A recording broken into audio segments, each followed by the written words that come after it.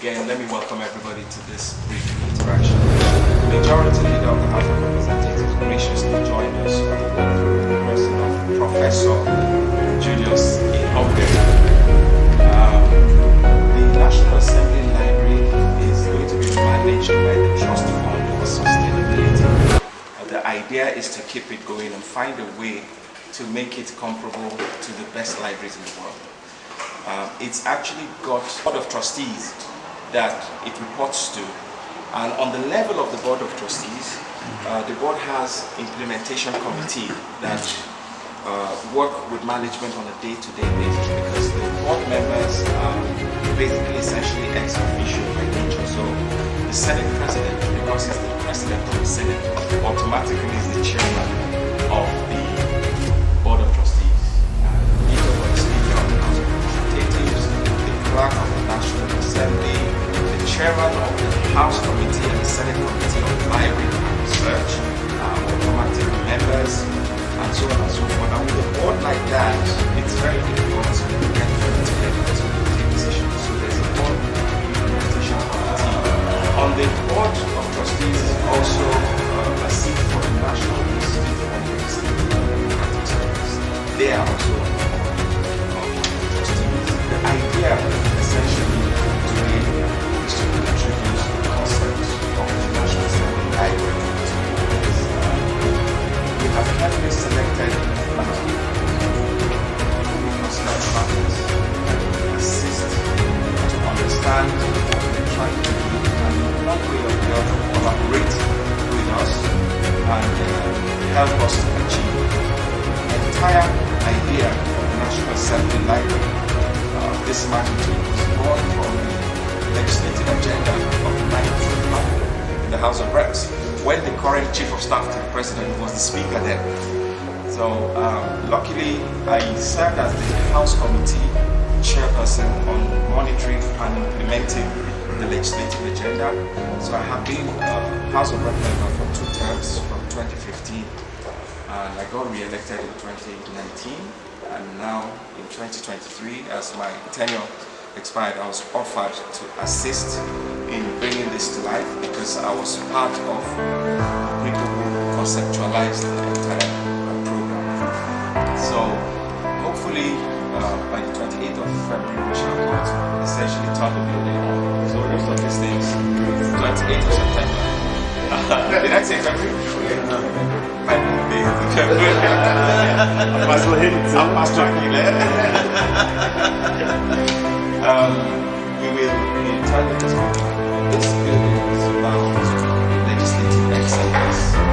That's actually we want to be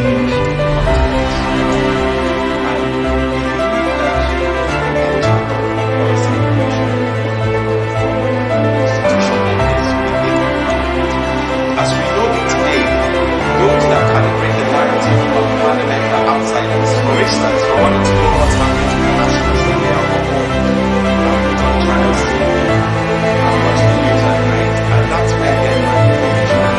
There's nobody's speaking.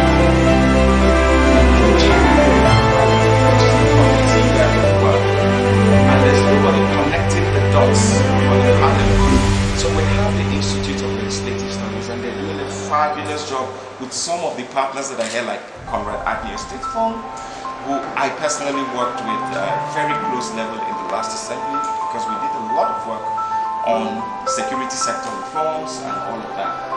But we also think it is important from a research perspective to have a room within the Parliament that will be charged with the responsibility of conducting quality research and making that material available to legislators for the input in their work. For example, we have a flood in the food belt of Nigeria this year. We know there's going to be food shortage next year. When we come with the medium-term expenditure framework, we expect to see interventions that will speak to the anticipated shortage that's coming next year, not from the executive arm, because we are the ones charged with the responsibility of making the budget. And there must be a legislative solution to most of of the questions in Nigeria. Security. There was a time in the last parliament I walked up to Mr. Speaker and said to him, look, sir, I'm tired of politics of thoughts and prayers. He said, what do you mean, Honorable Henry? Every time we come here, there's been a bomb explosion. We stand up for minute silence and we give thoughts and prayers. Finally, why can't we use the instrumentality of legislation to make the necessary changes? So there's so much that can happen from Parliament, and we also need Parliament to be equipped with the power of critical thinking to attack complex issues and not soft issues. To be able to not shy away and say, look, we're going to take this on our chest and we're going to give solutions to it. It's all about research. It's all about implementation. It's all about the quality of work happening at the back end. A lot of people think that what happens on plenary is what Parliament is all about. No. The engine room is actually the committee room, but nobody gets to see that. So I want to be able to equip legislators. For instance, we'll be talking about providing oversight manuals for every committee to be able to ask the executive the necessary questions. We want to be able to enable parliamentarians to align their strategic vision and direction with where the executive is going. So they're not going on one direction and the laws coming out of Parliament are going in another direction. There's quite a lot of things that we can do with this arm of the National Assembly.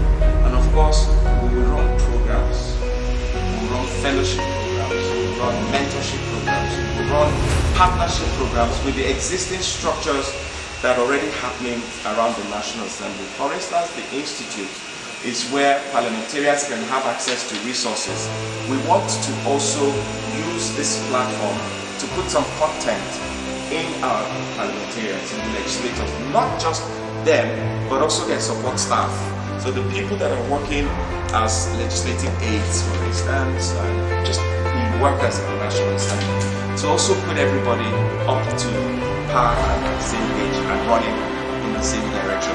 We also have our eyes on inclusion, disability, gender, and all of that. So there will be, we will expect some heavy lifting from this arm of the National Assembly.